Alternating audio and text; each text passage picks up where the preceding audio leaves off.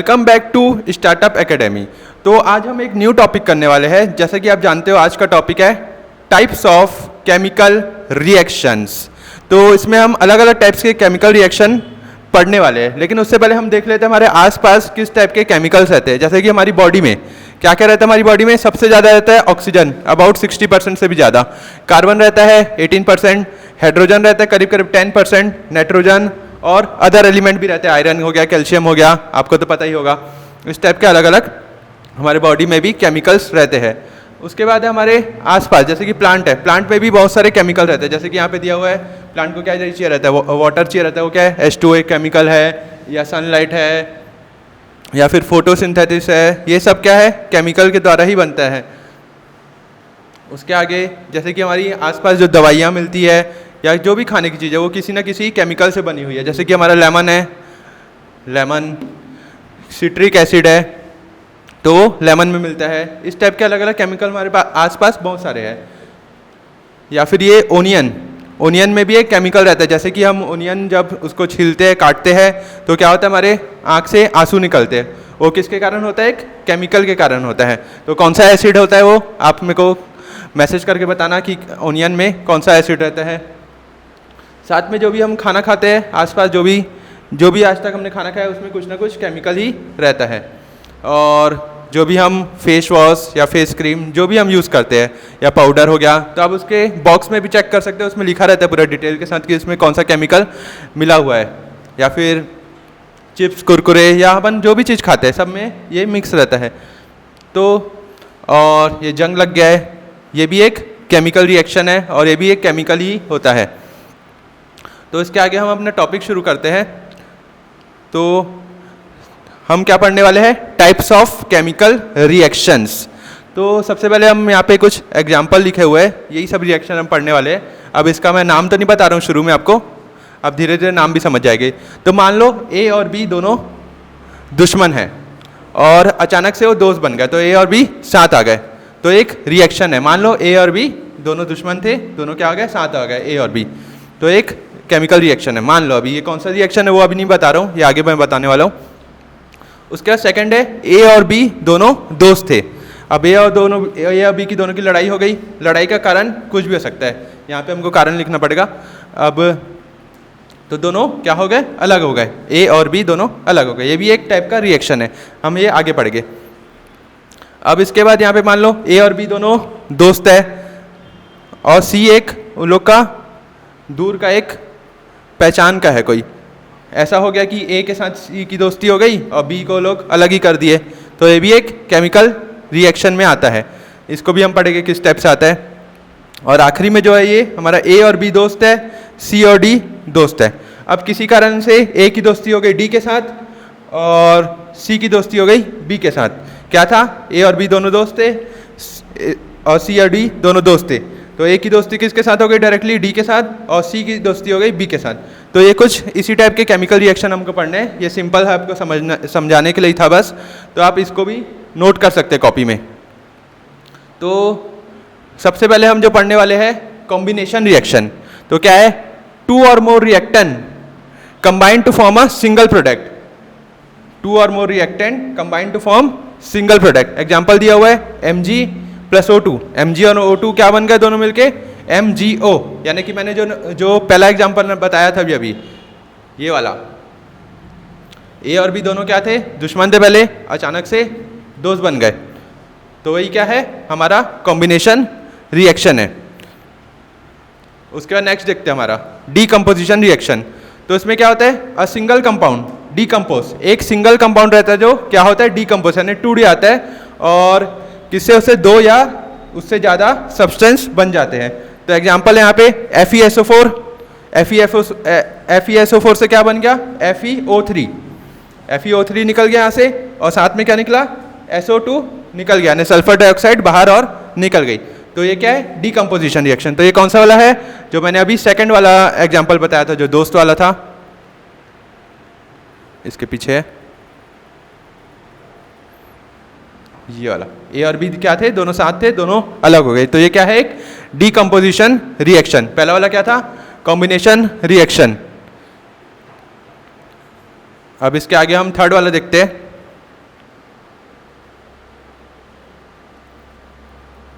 तो थर्ड क्या है, डिस्प्लेसमेंट रिएक्शन। तो क्या होता है इसमें, द मोर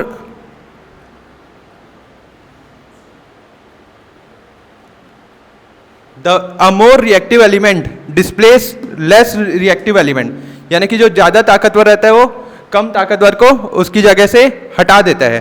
तो जैसे एग्जांपल यहाँ पे Fe प्लस ZnSO4, Fe के साथ क्या है, ZnSO4, और रिएक्शन होने के बाद क्या हो गया यहाँ पे, Fe के साथ क्या आ गया, SO4 आ गया, और Zn को उसने अलग कर दिया। तो ये क्या है हमारा डिस्प्लेसमेंट रिएक्शन, या इसको क्या बोलते हैं, सिंगल डिस्प्लेसमेंट रिएक्शन।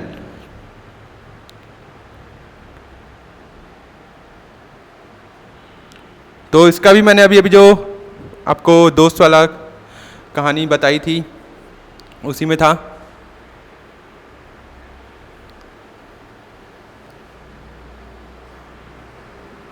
तो क्या था इसमें, ए और बी दोनों साथ थे और उनको सी से जो उनका दूर का रिश्तेदार या दूर का जो भी दोस्त था या दूर का कुछ पहचान का था उसके साथ एक ही दोस्ती हो गई और उसने बी को अलग ही कर दिया। तो क्या है, मान लो सी ज़्यादा पावरफुल था तो वो सी के साथ आ गया और बी को उसकी जगह से हटा दिया। तो ये क्या था हमारा सिंगल डिस्प्लेसमेंट रिएक्शन या फिर डिस्प्लेसमेंट रिएक्शन। उसके बाद नेक्स्ट हम देखते हैं डबल डिस्प्लेसमेंट रिएक्शन। तो इसमें क्या होता है, aqueous solution of two ionic compound react with exchange of their ions is called double displacement reaction। यानी कि क्या होता है, जैसे सिंगल में एक बार होता है, इसमें क्या होता है, दो बार रिएक्शन होता है। जैसे कि यहाँ पे BaCl2 है प्लस Na2SO4 है, क्या बनता है उससे, BaSO4 प्लस 2NaCl। तो क्या हुआ, BaCl2 का Ba के साथ क्या आ गया, SO4, यानी क्या बताया था मैंने, A के साथ क्या आ गया, D आ गया, और दूसरे वाले में क्या, C के साथ क्या आ गया, B आ गया। तो क्या हो गया, BaSO4 और NaCl। तो ये भी एक सिंपल सा डबल डिस्प्लेसमेंट रिएक्शन का एग्जांपल है। तो इसमें क्या हो रहा है, दो बार डिस्प्लेसमेंट हो रहा है, तो इसके कारण इसको डबल डिस्प्लेसमेंट रिएक्शन बोलते हैं। तो इसके आगे हम देखते हैं अब जो नेक्स्ट हमारा रिएक्शन है, क्या है ये, ऑक्सीडेशन रिएक्शन।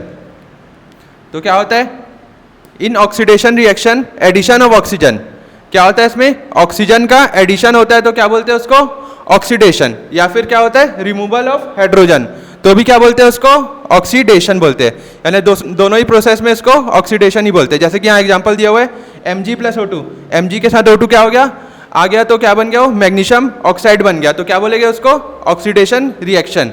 या फिर Cu के साथ O2 आ गया, तो क्या बोलेंगे उसको, ऑक्सीडेशन रिएक्शन। और क्या बन रहा है यहाँ पे, कॉपर ऑक्साइड। तो ये ऑक्सीडेशन रिएक्शन का भी एग्जांपल है, साथ में किसका एग्जांपल है, कॉम्बिनेशन रिएक्शन का भी ये एग्जांपल है। यानी ए और बी दोनों दोस्त थे, सॉरी ए और बी दोनों दुश्मन थे, दोनों साथ आ गए तो ए और बी दोनों दोस्त बन गए। तो ये कॉम्बिनेशन रिएक्शन का भी एग्जांपल है। तो याद रखना, कभी भी ऑक्सीडेशन में क्या होगा, या तो चीज़ ऑक्सीडाइज होगी या फिर क्या होगा, रिमूवल ऑफ हाइड्रोजन, दोनों में से कुछ भी हो सकता है। उसके बाद है रिडक्शन रिएक्शन। तो ये ऑक्सीडेशन का उल्टा है। तो क्या होता है, in reduction reaction addition of क्या होता है, हाइड्रोजन उसमें ऐड होता है, और रिमूवल किसका होता है, ऑक्सीजन को उसमें से रिमूव करते हैं और हाइड्रोजन को ऐड करते हैं। तो यहाँ पे जैसे एग्जांपल है कॉपर ऑक्साइड प्लस H2, क्या बन रहा है उससे, कॉपर अलग हो गया, यानी कॉपर क्या हो गया, ऑक्सीजन के साथ था, यानी रिमूव हो गया उसमें से ऑक्सीजन, कॉपर ऑक्साइड से, ये कॉपर ऑक्साइड से ऑक्सीजन रिलीज हो गया, क्या बन गया, वो सिर्फ कॉपर बन गया। और हाइड्रोजन में क्या हो गया, एडिशन हो गया, हाइड्रोजन में किसका एडिशन हो गया, ऑक्सीजन का हो गया।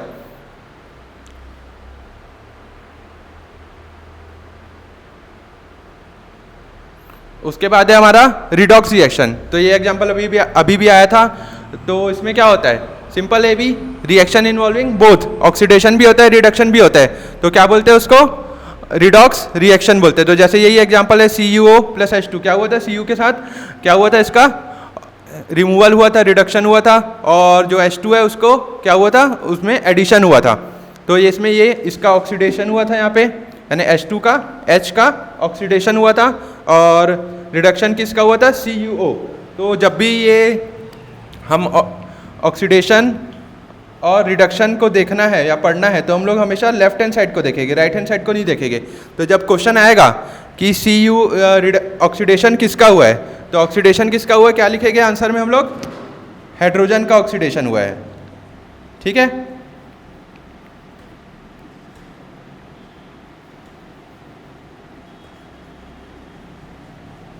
और ऑक्सीडेशन किसका हुआ है, हाइड्रोजन का, और रिडक्शन किसका हुआ है, रिडक्शन हुआ है CuO। इस साइड में रहता है वही लिखना रहता है पूरा, CuO लिखना पड़ेगा, Cu सिर्फ लिखोगे तो गलत हो जाएगा। इस साइड का देखना ही नहीं हमको, क्या देखना है, सिर्फ लेफ्ट हैंड साइड का देखना है। इससे भी पहले जो क्वेश्चन था,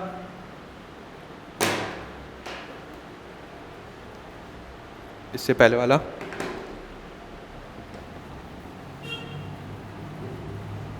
ये आ गया है, तो इसमें MgO2 + 2 MgO, तो क्या देखेंगे हम लेफ्ट हैंड साइड वाला देखने वाले हम। तो लेफ्ट हैंड साइड में अगर क्वेश्चन आ गया कि ऑक्सीडेशन किसका हुआ है, तो ऑक्सीडेशन किसका हुआ है, MgO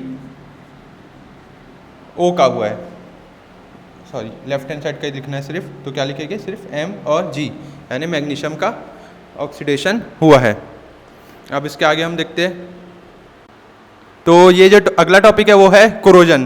तो क्या होता है, gradually deterioration of material usually a metal by the action of moisture, air और chemical in the surrounding environment, यानी हमारे आसपास के इन्वायरमेंट में जो भी रिएक्शन होता है किसके कारण, मॉइस्चर यानी कि वाटर के कारण हो सकता है, एयर यानी जो भी एयर है हमारे आसपास, नाइट्रोजन हो गई, ऑक्सीजन हो गई, कार्बन हो गई, उसके कारण जो भी रिएक्शन हो रहे हैं, या फिर केमिकल्स है उनके कारण रिएक्शन हो रहे हैं। तो एक सिंपल जो मैंने एग्जाम्पल लिया हुआ यहाँ पे, रस्टिंग। तो रस्टिंग में क्या हो रहा है, Fe+O2 H2O प्लस Fe2O3, यानी जो जंग लग जाता है उसका ये रिएक्शन दिया हुआ है। तो ये कोरोजन का एक एग्जांपल है। इसके अलावा जैसे चांदी में ब्लैकिश हो जाता है चांदी, वो भी एक रिएक्शन है। तो आप वही आपका होमवर्क है कि वो कौन सा रिएक्शन है आपको बताना है। तो ये एक टॉपिक है कोरोजन। इसमें वह ये सिंपल सा टॉपिक है कि इसमें आसपास के जो रिएक्शंस होते हैं वो किसके कारण होते हैं, मॉइस्चर, एयर और केमिकल, बस यही बताने के लिए है ये। उसके बाद है रेंसिडिटी।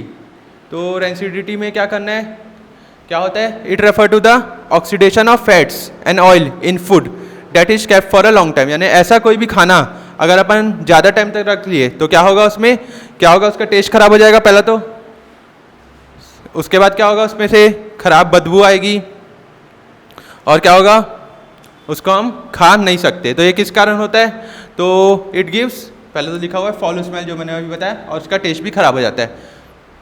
तो और इससे रेंसिड फूड जो रहता है ये, उससे स्टमक में प्रॉब्लम होती है, गैस वगैरह, एसिडिटी, ये सब बहुत सारी प्रॉब्लम होती है। तो इसको प्रिवेंशन के लिए क्या है, use of air tight container, यानी कि उसमें अपन को एयर टाइट कंटेनर का जो अपन घर में यूज़ करते हैं, टपरवेयर का आता है या फिर और कोई प्लास्टिक के बॉक्सेस आते हैं, उन सब का अपन यूज़ करते हैं।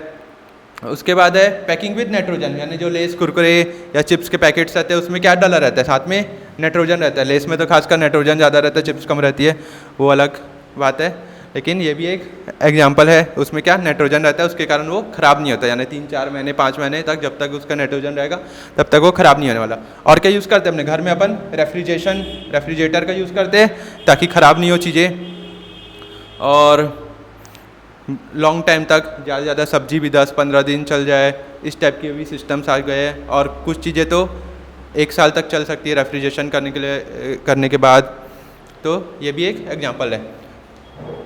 उसके बाद है तो एडिशन ऑफ एंटीऑक्सीडेंट और प्रिजर्वेटिव्स, यानी ऐसा प्रिजर्वेटिव्स या एंटीऑक्सीडेंट का यूज़ करना ताकि चीज़ें ख़राब नहीं हो। जैसे कि अभी गर्मी का टाइम चल रहा है, सबके घर अचार बन रही होगी, तो अपन एक ऐसा एंटीऑक्सीडेंट डाल देते हैं उसमें कि जिससे वो अचार सालों साल चलती, कभी ख़राब नहीं होती।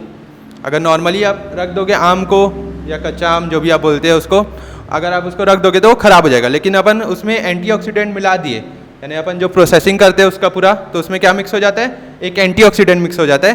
अब कौन सा एंटीऑक्सीडेंट है वो आपको पढ़ने की कोई ज़रूरत नहीं है ऐसा खास, तो उसी के कारण क्या होता है, वो ख़राब नहीं होती, सालों साल चलती है। तो ये कुछ प्रिवेंशन थे रेंटिसिटी के। तो ये आज का ये आखिरी टॉपिक था। तो इसमें आपको कुछ भी डाउट होगा तो आप पूछ सकते हैं। मैं आपको एक और बार बता देता हूँ,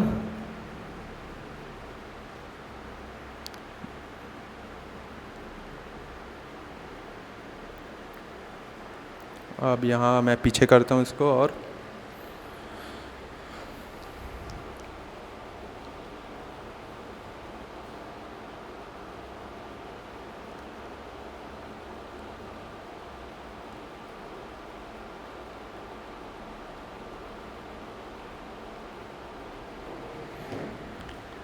तो अब तक आप समझ गए होंगे ये ए और बी जब दोनों दुश्मन थे साथ में दोनों दोस्त बन गए तो कौन सा रिएक्शन है ये कॉम्बिनेशन रिएक्शन है। और दूसरा वाला जब ए और बी दोनों क्या थे दोस्त थे अचानक से जब वो लोग दुश्मन बन गए तो कौन सा रिएक्शन है ये डीकम्पोजिशन रिएक्शन है।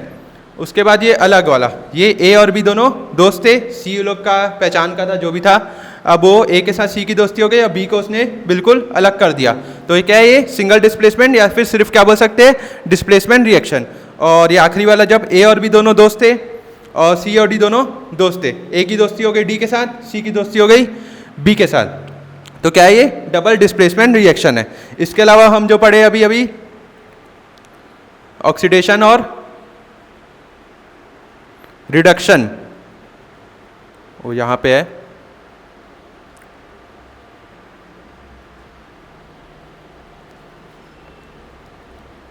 हाँ तो ये ऑक्सीडेशन आ गया हमारा तो क्या है इसमें एडिशन ऑफ ऑक्सीजन होता है और रिमूवल ऑफ हाइड्रोजन उसके अलावा कुछ नहीं करना है। यहाँ पे यानी ऑक्सीजन ऐड हुआ था कुछ नहीं हुआ था और किसको ऑक्सीडाइज किया था Mg को और दूसरे वाले में Cu को ऑक्सीडाइज किया था बस यही किया था अपन।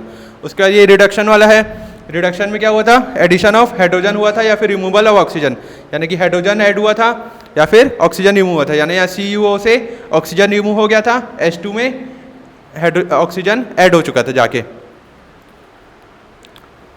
इसके अलावा रिडॉक्स रिएक्शन भी आपको समझ आ गया होगा और ये कोरोजन है और आखिरी में रेंसिडिटी।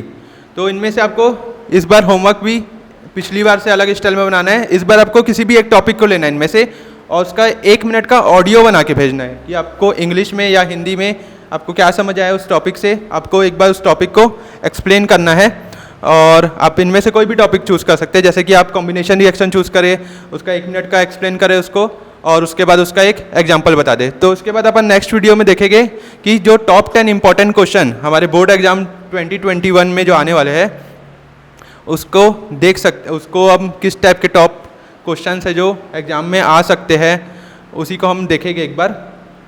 और वो 10 क्वेश्चन मैं आपको दूंगा और आपको उसको सॉल्व करके देना है वापस और अगर आंसर नहीं मिलेगा तो आप पूछ भी सकते हैं। तो सैटरडे की क्लास में हम वही करने वाले हैं आपको क्वेश्चन मिलेंगे और आपको सॉल्व करना है। इसके अलावा आपको लगता है कि इस चैप्टर में कोई भी टॉपिक छूटा गया है या कोई भी टॉपिक है जिसको और डिटेल में एक्सप्लेन करना चाहिए तो आप बता सकते हैं। Thank you.